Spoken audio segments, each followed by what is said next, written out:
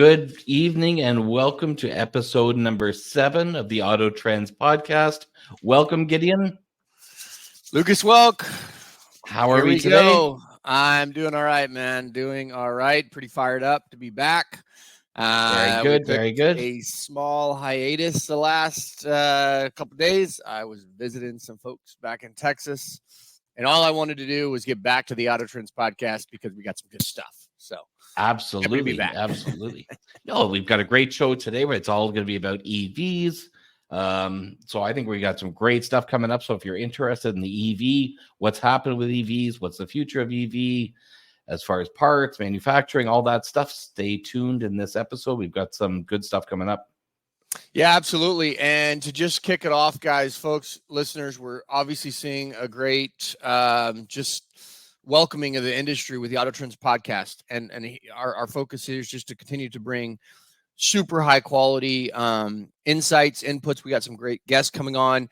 And I also will say this, please, like and subscribe. That's what supports the podcast. That's what supports what we do. We don't ask for anything else other than if you like what we're doing, like and subscribe, maybe throw a share out there if you'd like, or you feel, you want to, but please, like and subscribe. And then as always, we kick these things off, guys, is we're here for the industry.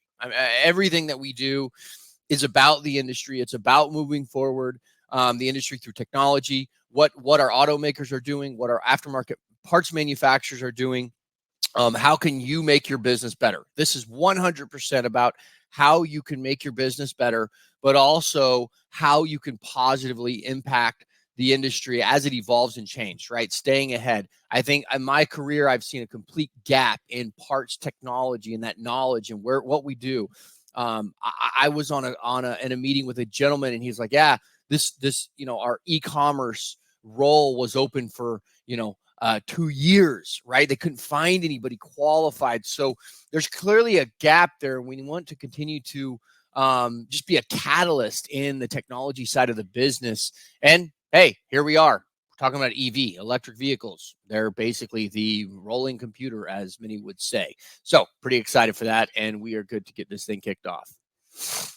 Absolutely, Gideon. Just following up on what you said, it's amazing the feedback we're getting from after each and every episode.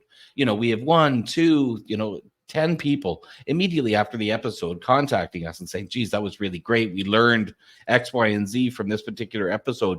Can you, put us in touch with so-and-so? Do you have any contacts with these WDs? Do you have any contacts with these sort of manufacturers? Or how can we get on a platform and share what we're doing as a manufacturer and have more WDs come on board with us? And, but we're kind of building that community, which is really cool. So far, we put in touch so many different people that have reached out to us, and it's just connecting the dots. And again, we're not here, making millions of dollars from this podcast, but it's great just to put people in touch with one another. And it's all about the networking. What goes around comes around, as they say, but it's just about connecting the dots, and it's great to see that the people listening are connecting. And, it goes back. Out of it. Yeah, it goes back when we were planning out in 2023. I mean, we had a lot of great ideas and a lot of, the vision for what this truly is meant to be. And that's exactly what it's meant to be, right? We're agnostic in a sense of our mission is very, very simple and it's very clear. We want to continue to move the industry forward. But in that same breath, again, if you're listening and you have insights or you have something that maybe we're missing or something that happens in the Auto Trends podcast, we'd love to have you on, right? I mean, this is not like the Lucas and Gideon show. This is the industry show. And and we want to open that up. I think when we look ahead, I know we've got really some awesome guests. We have planned out for March. We've got, and we'll share here later on today. But we have a great lineup for March coming up. Kicking off Tuesday, Michelle DeClore, just sharing her knowledge and insights in the remanufactured versus new, right? I think there's a lot of misperceptions and misunderstandings around that piece. So she's going to come on and share so many great insights coming up here early in March. And we have additional guests that we're going to be that we're going to be, sharing with you guys. So stay tuned. I think we have a really packed month, and we look forward to just really kicking this thing off strong. Yeah, absolutely. As you mentioned, I think we're going to start launching those ads tomorrow. Stay tuned to our social channels, Twitter, LinkedIn, YouTube, all these channels. We're going to start advertising Michelle's, big interview next week, because that's going to be a very fascinating one, because we had the pleasure of speaking with her, I think the first time maybe about a month ago, Gideon. And we had maybe an hour-long call with her, and just some of the insights that she just shared on that brief kind of brainstorming call really blew my mind, into that industry. She said some things I thought, wow, that makes a pile of sense. But just me not being directly associated with that industry day to day, just some of the stuff that she said, I said, this is going to be so valuable to our listeners and stuff like that, for them to hear it directly from you. Well, that is the exact use case, right? And me, myself, yeah. I mean, a ton of knowledge there. So we look forward to that. Stay tuned. Look at all of our channels. We'll be blasting that out, so you'll know when it's coming out. But let's dive in, Lucas. Sure. The future of EV.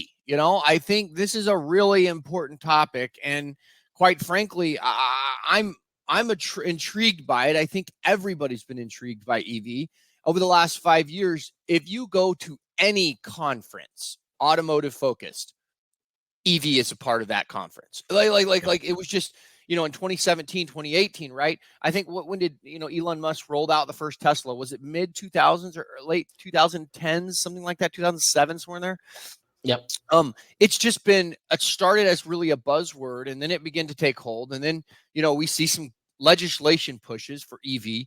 We see the California movement on EV. We see recently the big storm of this past winter basically lock EVs up because of the battery issues. So I think when we look at EV, and I'm not the person that just knows it all. I don't. Right. Now I watch it and I observe. California EV sales declined Q4. Right, exactly. They're the biggest EV market in the U.S. They declined Q4. Yep. It's an interesting topic. It is. No, it's wild to hear, because you hear all the hype and the climate change stuff, and you get everybody gets behind the hype, I think, without really understanding, even myself, really what is an EV. Everybody think, oh, this is going to be great. This is great for the environment. All these positive things, and morally, I feel great because I'm buying an electric vehicle, and I'm doing the right thing.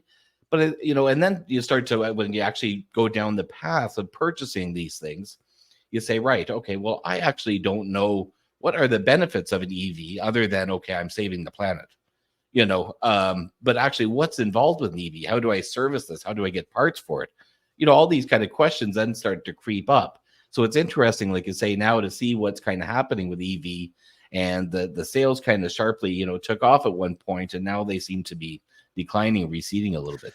Well, so this is where I my mind goes on all of these type of things. These are industry movers, right? I recently walked in, did my taxes, and the tax, my accountant basically says, "Did you purchase a new EV? Do you have a tax credit there?"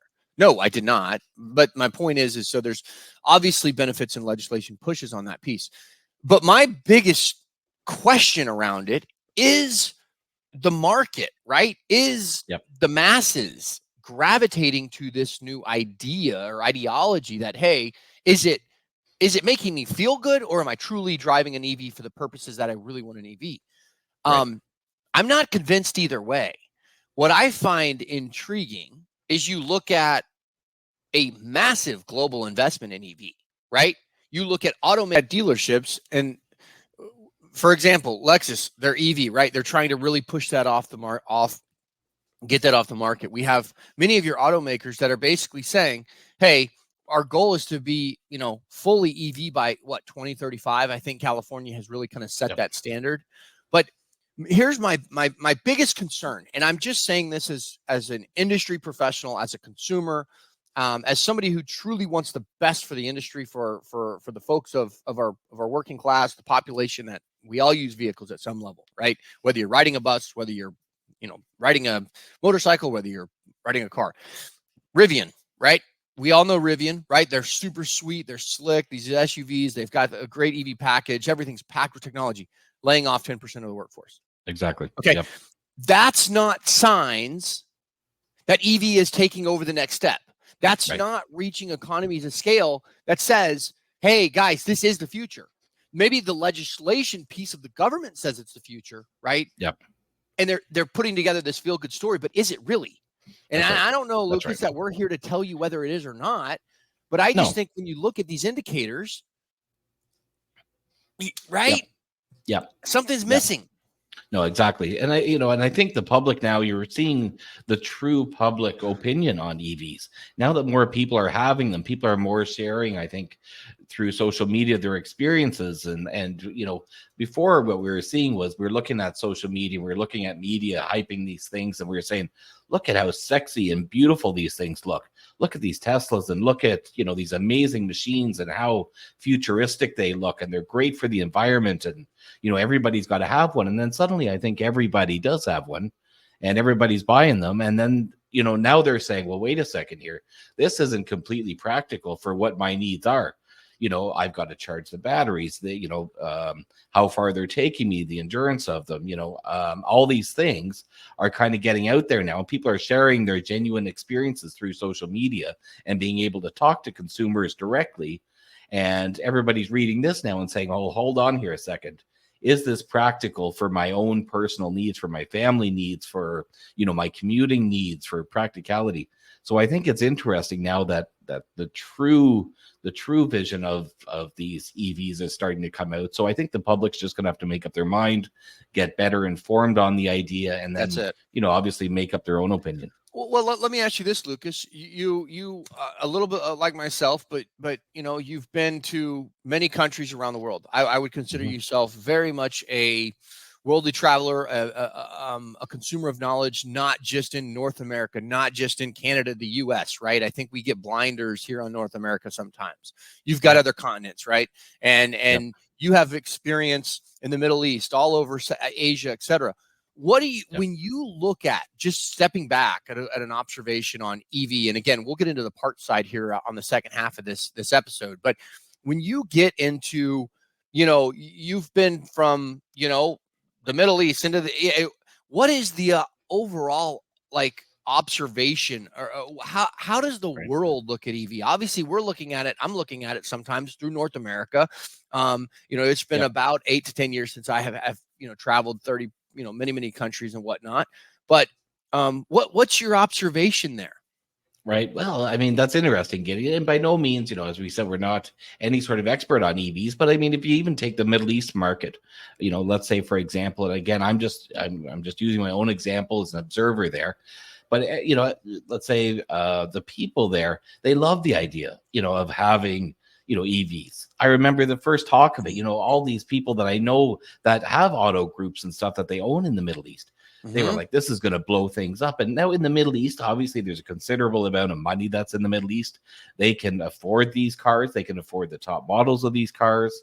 You're looking at places like Qatar or Dubai or Abu Dhabi. They can put the infrastructure in place that allow these vehicles to be there with charging stations. The governments have the money to make it viable and stuff there. And I think, the perception from the average person, again, is look at these sexy Tesla vehicles.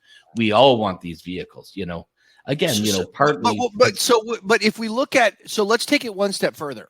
Let's look at it from, sure, the Middle East, money just shoots out of the ground, right? Yep. Yeah. But let's look at these countries, areas that maybe are not. Well, that's what I was going to say. Blessed. Exactly. How do they view EV? Of course, it's sexy. Of course, I want a plane, right? Exactly. No, of course. And I want a pony for my plane. Well, exactly. Okay. Exactly. I mean, because also, Gideon, I've got a place that I live in the Philippines. And I mean, if you take that market, let's say, for example, in Southeast Asia, some of these not so fortunate countries as it is in the Middle East, obviously the infrastructure is just not here. If you want to purchase a Tesla, okay, great. You can get the biggest, baddest model, the, cyber truck of the Tesla. That's great. But where am I going to charge it? Where am I going to drive it? Maybe to one very confined city where I might be able to charge it here or there. Or, you know what I mean? The infrastructure is just not in place for that. So do you think we've isolated EVs to First world I think level countries. for now, and I think that might be a good test market for them as well. I think these other countries, before they invest a lot of money into them, I think it's smart on their part if they just kind of take a step back and say, right, let's see what happens with these in the North American market, let's just say, for example, and then we'll just kind of keep an eye on, is it really picking up? Is everybody buying these? Are the prices coming down now, as we're seeing that as well? Prices are starting to come down. So just to kind of observe in the North American market, what is happening exactly there, and then using that as a test market, I think for some of these other countries. Well, we see a big push, right, for charging stations. I mean, we're starting to see it all over the place. They just continue to pop up. But I think there's a big question: hydrogen, right? Hydrogen is a big question, and I know Toyota's heavily invested in hydrogen. And again, we're looking at combustion engine, EV, hydrogen. Hydrogen, there's some combustible issues. I think that there's some questions, but the valid point that I see with, say, hydrogen, if it is truly maybe the future, I know there's some investment there, is the infrastructure, right? Now it's just pull a hydrogen, little thing out of your vehicle and put one in, and you're off and running, right? So you're very, very up to speed. But that is not being pushed global. It's not being pushed through like legislation. Everything's around EV. I mean, I look at the EV, right? What is it? What goes into the EV battery? Lithium, cobalt, magnesium, nickel, granite, graphite, right? These are all things we're still mining, right? Exactly.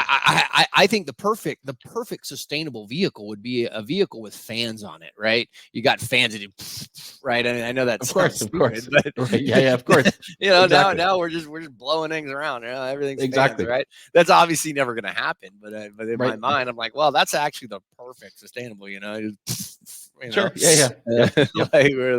But and so I'm intrigued by that piece of it, and so I just go down the list, right? EV, okay, California EV sales are cooling.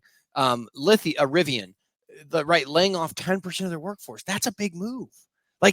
That's a big move. I mean, to sit here and say we are at the almost adolescent growing into the EV stage, and they're laying off their workforce. Something's wrong. It's not priced right. Obviously, we have our cost of capital is out of control. I think a Rivian starts out at $100K, right? So they're after that kind of higher end market. Well, if that higher end market, I'm guessing they're financing their vehicles still, right? And so, obviously, capital is expensive. The raw materials that are going into the EV. I've since said, since EV started, there's going to be only a few winners in EV. I think there's going to be a few winners, and I think Tesla's way ahead of the game. I think many of your automakers are going to find that they're going to shift. They're going to shift more to the hybrid level model, right? That hybrid model to where it's a dual purpose. I also think when you look at EV, your reoccurring purchase from a customer, right? I bought an EV of this particular brand, and then maybe I didn't go back and buy another. And I think that's a huge risk, because I look at just my personal experience. My granddad drove a Toyota. He told me, Grand Gideon, Toyota, the best truck you could ever buy. And then he had a Toyota his whole life. Then what did I've only driven a Toyota, and recently a Hyundai Palisade, because I think that Hyundai's packing some great stuff in their vehicles. And so I just think, it basically allows us to shift and say, okay, well, what if EVs are cooling or they're not? Let's just be agnostic to, let's see, the market's going to be the market. What happens to the parts industry? Yep. Right? No, I think that's the next parlay of question is, what happens to the parts industry? We have sellers, e-tailers, WDs, manufacturers that are, hundreds of billions of dollars in North America, but globally it's trillions, multi-trillions of dollars. It's a huge industry. It supports so many families. It supports so many professionals. It supports so much of our infrastructure in automobiles and in our buses. What happens to the parts industry? Exactly. And that's, I think, a question that is valid. Yep. Yeah. And just going back a little bit to what you were saying there before, I'm really interested, because I haven't delved deep into the issue, but I'm sure there's some stats out there. But who are the ones purchasing these EVs? I'm 100% sure from my from our conversations, let's say, that it's the younger crowd. It's the millennials, it's the younger group, with the big push behind, obviously the climate support and EV morally type of thing, purchasing them. So I think it's going to take a little bit of time really for them to catch on, especially particularly these higher priced EV vehicles and stuff like that are coming out. The older crowd that we speak to, like you just said, about the Toyota, they're hardcore. I love my gas guzzling, whatever it is, because there is kind of, there is something about those cars, these old muscle cars with the huge exhaust. And, are those buyers concerned about the environment? To a certain extent, I believe that they probably are. But again, is it going to say, I'm so concerned about the environment that I really want this beautiful truck, but instead I'm going to buy a Toyota Prius because I'm really concerned? Speaking of Toyota Prius, Motor Trend 2024. I was going to say, Car of the year. Car of the year. Right. Yeah, exactly. Remember when the Prius first came out, and it was like you were like behind a Prius and they did something stupid. You're like cussing them out. This stupid Prius owner, Right. What I mean? And then, exactly. But I'm going to tell you what, this is what Toyota does, man. They're good. They're good at what they do. Here they are, 12, 15 years removed from the first Prius, and it was like a little weird futuristic car. Here we are, 2024 Car of the Year. Absolutely. That's incredible. Absolutely. Yeah. And it's just a practical car, right? I mean, you look at it. I was looking at that article as well, and you're reading through, and what makes it the Car of the Year? But again, just, obviously how well built. They're Toyota. It's economical, affordable. It's, all these different things that I think, especially young buyers now, that's what they're looking for.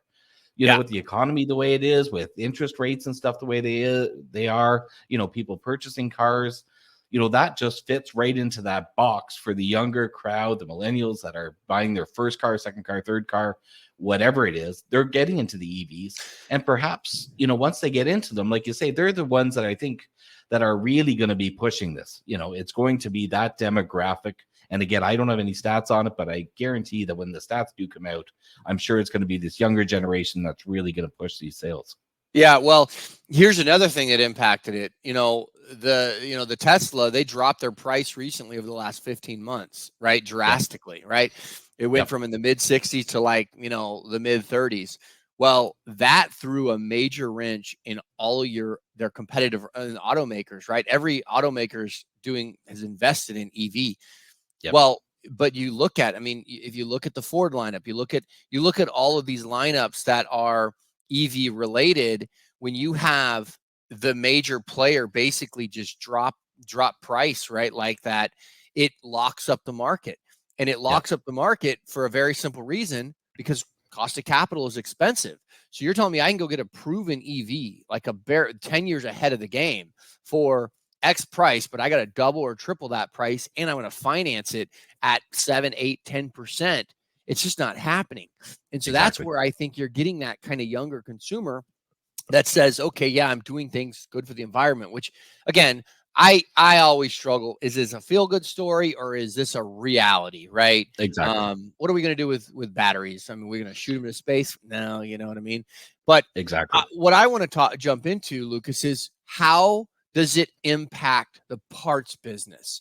If we look at the traditional combustion engine, and I have a few ideas on, I think if you're a parts seller, you're a parts retailer, you're in the parts business, I've got a couple ideas I think that you should focus on for the future. Maybe not totally invest in it, but have an eye on it, because I think there's actually some value creation here.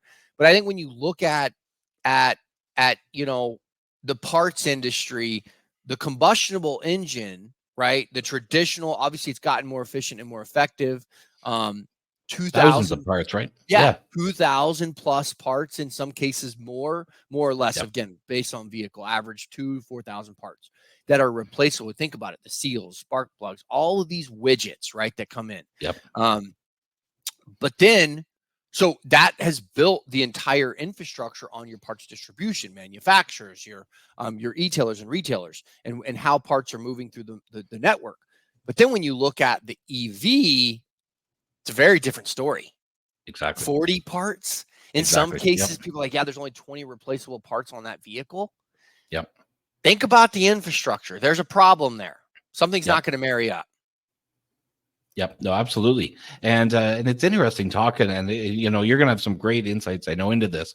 But it's interesting talking to these e-tailers and stuff, because a lot of people aren't familiar with what these parts even are on an EV.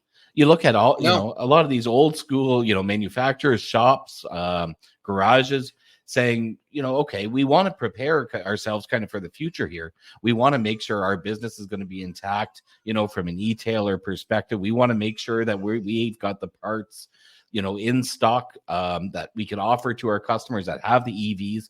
But we're not even too sure of what these parts are, or how do we source these parts, or what are these, like you say, about 40 parts, I think, on roughly, I think, the average EV, that need to be replaced. So what are these 40 parts, and how are they serviced?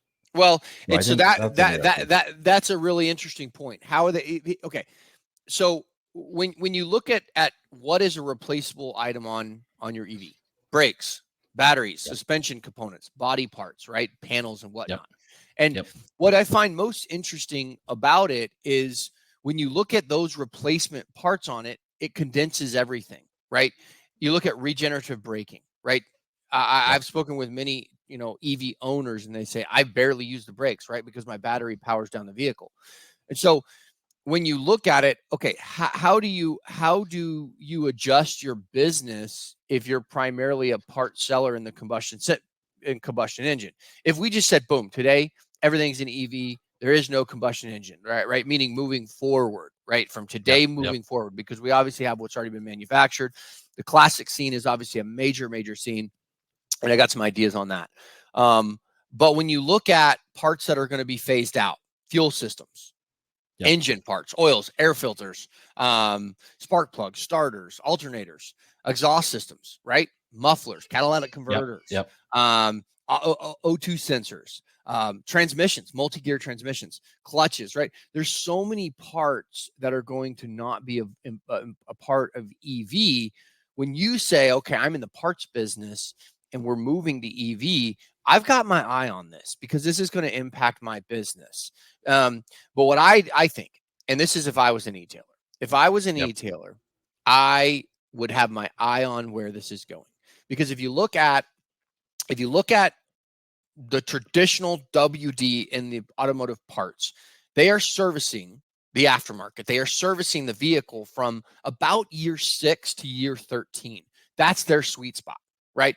That's where they stock products that just turn, because that's where your replacement on these vehicles is happening. Typically, your year 1, 0 to 5 or 6, rough estimates here, guys, these are guesstimates, is typically going back to the dealership because it's under warranty. So anything under warranty goes back into the dealership, anything out. So that's where your distribution comes in. So if you're, how do you evolve your parts business? I don't think we're quite there yet with mass adoption to see what happens to the distributors. I think in the next 10 years, we will figure out what that looks like. Again, Yep. you're going to basically be moving your parts into single gearboxes, motor controllers, electric motors, right? So regenerative braking systems. So there's still parts. There's just a lot less parts to handle. So if you That's are an right. e-tailer, where should you focus on the future? If it's me, I have one eye and I'm slowly investing into classic. I think that market, if EV becomes 100% fully EV, right? Like, okay, Yep. what happens to the combustion engine? It becomes more valuable, Exactly. right? Yep. So I would Exactly. look at niches that are Yep. further behind you, vehicles that are really, really hot vehicles and year models and year ranges, and begin to tailor your business to this classic antique kind of later on model, because those replacements need to be replaced. What Yep. happens when there is less in the market, less people manufacturing the products? The price and your margin goes up. So you That's right. potentially, if you're smart, I think you can, over the next 10 years, begin to kind of work through looking behind and servicing a niche, right, to help replace this replacement part from year 6 to 12. I don't know. Thoughts on that, Lucas? No, I think you're absolutely right. I think that, yeah, if you're an e-tailer now, I think you both got to be concerned and looked at, yeah, where is my current business coming from? Obviously maintain that as much as you can, but also keep an eye on the EV stuff. Look Mhm. at your distributors and look at all those things. Who's really taking advantage or going to the forefront of these EV parts as well, that you could hop on board with them and keep that close relationship, so that once things do start to transition, if they transition more towards EV, you're there at the forefront. Your online store is offering, your parts department is offering, these products and stuff like that for your customers. So again, exactly like you kind of said, Gideon, kind of, keep your foot, in kind of both waters here, but definitely keep an eye on the EV. But yeah, I mean, with the classic cars, I mean, you can't go wrong. Well, I just think if you look at economies of scale, right? Yep. Obviously, if the average number of components is 40 on an EV, and again, that will continue to evolve as that vehicle evolves. All I think is you need cash flow, and we Yep. know that if we phased everything out, those combustion engines are going to become more valuable, certainly in North America. You know how North Americans love 100%. gas. They love gas guzzlers, man. They love that muffler, right? Um, Yep. but I think we're going to get some big insights here. Later in March, we have, and I'll give a little teaser, but we have the CEO of Gamut, Tunic Kit. Awesome guy. Met him Yep. out in Atlanta at a big tech conference. Man, he's just a super guy. And Gamut, streamlining product development and engineering project management firm. Super successful guy. Have a ton of respect for him. We're going to have him on, and I think he's gonna peel back a couple of onion layers here, to just share what his vision is, right?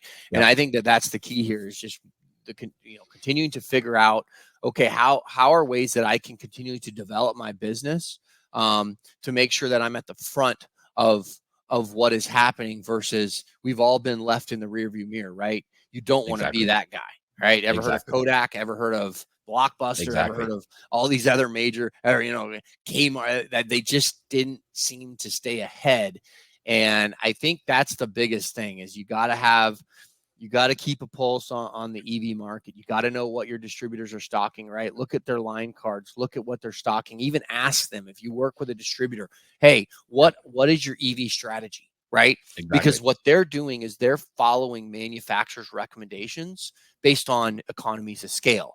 And Exactly. manufacturers are making decisions around what the automakers are doing, which is follow the rabbit hole. So continue to follow that rabbit hole up to ultimately the automakers and where are they investing their money.